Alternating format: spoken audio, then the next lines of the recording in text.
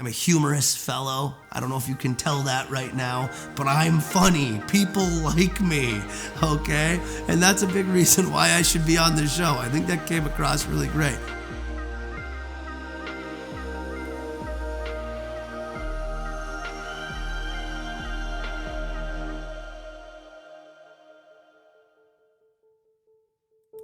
Welcome back to episode 2 of Reflections on My Work. Today we're talking about Rick Mathern, who's applying for Survivor, CBS's Survivor.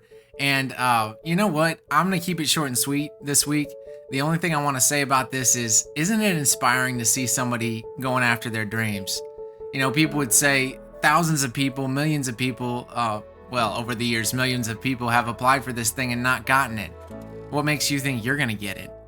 And it's like, you know what? If he listened to that doubt, he would never go for his dream. But you know what? I think he's going to get on. When you see this dude talk, he's the type of personality you want on reality TV.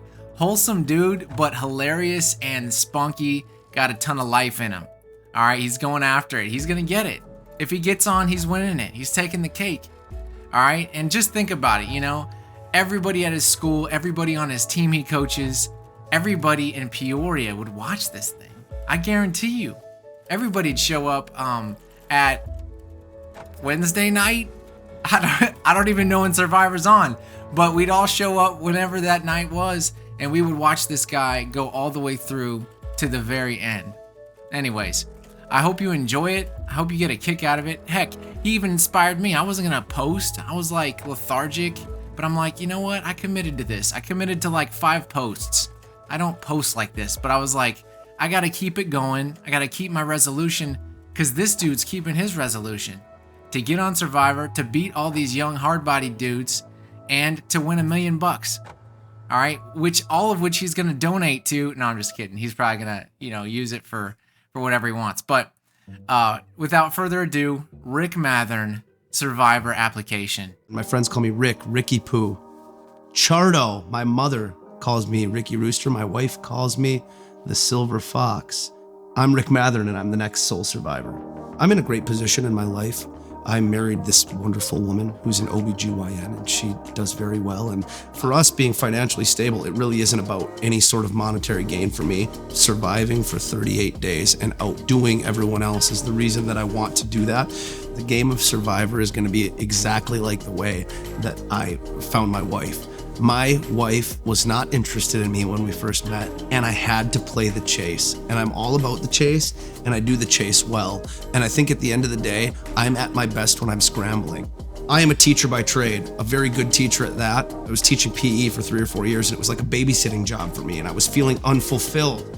Principal of the school, who's a close friend of mine, he said, hey, we wondering if you want to teach 5th grade. My teaching degree is in social studies. That said, I thought it was a great challenge and took it on. A job that I really had no idea what I was doing, and yet had parents, and I don't mean to toot my own horn, but this is true, had parents that were raving about the job I was doing.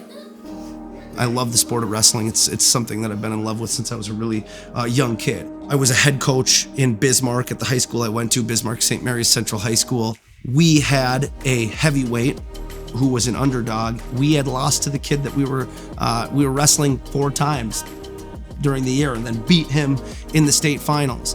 No one thought we could do it. We did it. There's nothing better than coaching kids to achieve their goals, and I love it. I would like to attempt, frankly, to run a Tom-level game, front runner from start to finish. A lot of people think that in today's modern Survivor game, that might not be possible. I would like to test that out. There's a couple things that could potentially cost me the game. Number 1, my gas.